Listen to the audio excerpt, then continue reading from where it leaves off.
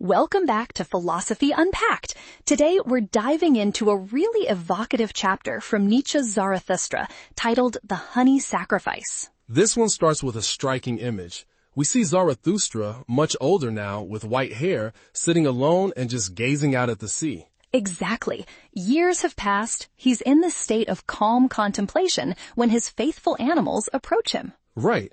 They ask him, "Are you looking out for your happiness?" It's a very direct, almost innocent question. It is, and his answer is quite telling. He says, "What does my happiness matter? I have long ceased to strive for happiness. I strive for my work." That sounds a little bleak. Has he just given up on being happy in favor of his mission? That's what you'd think, but his animals see it differently. They challenge him, saying something like, "You say that like someone who has too much of a good thing. Aren't you lying in a sky-blue lake of happiness?" So they perceive him as being incredibly happy, even if he doesn't talk about it that way. Precisely. And Zarathustra smiles and agrees. They chose a good simile, but he adds a crucial twist. What's the twist? He says his happiness is heavy. It isn't like a light, fluid wave. He says it presses on him and won't let go, and he compares it to molten pitch. Molten pitch? That's an intense and almost negative image for happiness. It sounds burdensome, not joyful. It does, but it's about the nature of his happiness. It's not a fleeting, light emotion.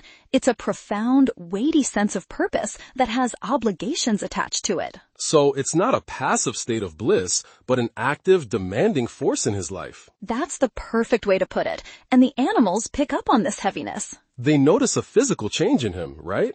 They say he's becoming yellower and darker, even though his hair is white. Yes, and they connect it to the pitch he just mentioned. They say, "Look, you're sitting in your pitch." But he corrects them, doesn't he? This is where the honey comes in. He does. He laughs and says he was wrong to speak of pitch. He explains that what's happening to him is what happens to all fruits that turn ripe. So it's a sign of maturity. Exactly. He says, "It is the honey in my veins that maketh my blood thicker, and also my soul stiller." What a fantastic shift in metaphor, from dark, oppressive pitch to sweet, life-giving honey. It's the same weight, but now understood as ripeness and wisdom. It's the culmination of his life's work becoming part of his very being. His soul is stiller because it's full, it's complete. I love that. So after this realization, the animals suggest he go up a high mountain. They do. They say the air is pure and he'll see more of the world than ever. He thinks it's an excellent idea. But he adds a strange instruction.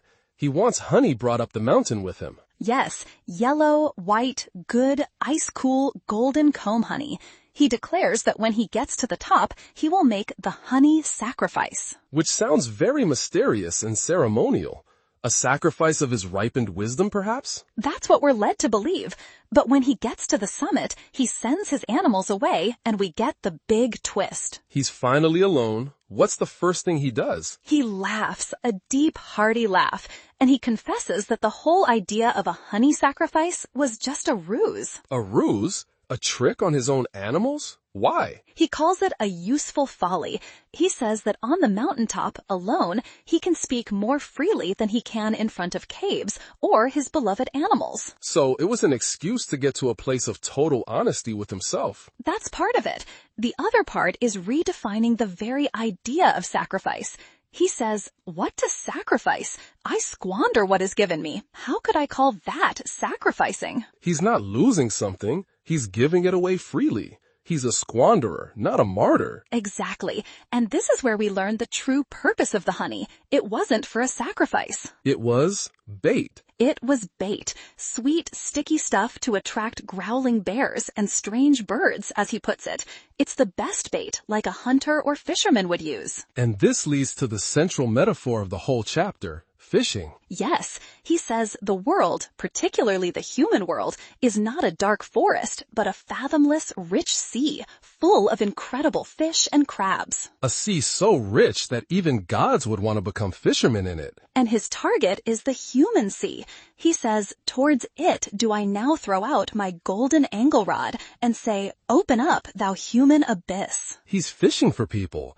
But what kind of human fish is he trying to catch? He wants to lure the strangest human fish, the unusual ones, the deep ones, the ones who don't swim at the surface. And the bait he uses is the honey, which we now know represents his wisdom and ripeness. But he clarifies it even further. He does. The ultimate bait is his happiness itself. He's casting his own heavy, profound happiness out into the world, hoping that people will be attracted to it, that they'll hug and tug at it, as he says. But there's a catch, literally. There are sharp, hidden hooks in his happiness. What's the purpose of the hook? Is it malicious? Not at all. The purpose is that when they bite, they have to come up unto my height. He's trying to elevate them, to pull them up from the depths of the human abyss to his level of understanding on the mountaintop. That's the perfect way to put it. He's a drawer, a trainer, a training master. This is his work. This is him fulfilling his own deepest command to become what thou art. So this whole elaborate metaphor is about his role as a teacher, using his own fulfillment as a lure to help others grow. Yes, but he's not ready to go down among them just yet. He says he's still waiting for the signs that it's time for his downgoing. And he's not impatient about it, which seems to be a key point for him. A very key point. He says he's unlearned patience because he no longer suffereth. Patience is for those who are suffering while they wait. He is content. He feels that his fate has given him plenty of time, almost as if it's forgotten him. Right. He jokes, or does it sit behind a big stone and catch flies? He has time for merriment and mischief, like this fishing expedition on a mountain. And he contrasts his own calm, even playful waiting with the other kinds of prophets or leaders. He does, with scorn. He mocks the posturing wrath snorter with waiting, the impatient ones who shout down into the valleys, threatening to scourge people with the scourge of God. He finds them laughable. They're just big alarm drums making noise because it's now or never for them. His perspective is much longer. He says that he and his fate don't speak to the present or the never. They have time and more than time. Because they are waiting for something specific that must one day come and may not pass by. And that something is our great Hazar, his term for the great remote human kingdom, the Zarathustra kingdom of 1,000 years. That's his ultimate vision for humanity's future. It's a distant goal, but one he feels is absolutely certain. So certain that he says, with both feet stand I secure on this ground. It's an eternal ground, a hard primary rock for him. And this certainty allows him to be playful and wicked in his method. He doesn't need to be solemn or angry.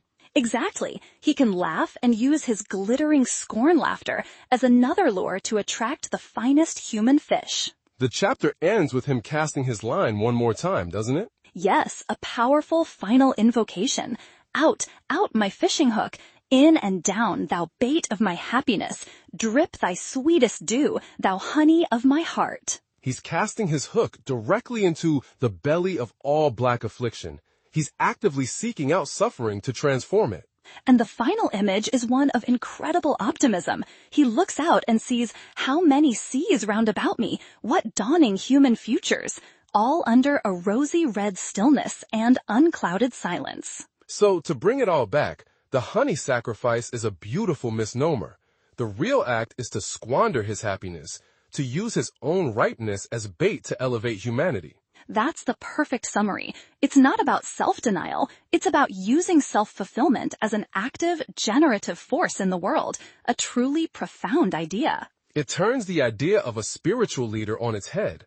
Not someone who is empty, but someone who is so full of honey that it becomes the very tool of their teaching. And that fullness, that heavy happiness, is what he hopes others will bite into, so they too can be drawn up to the heights.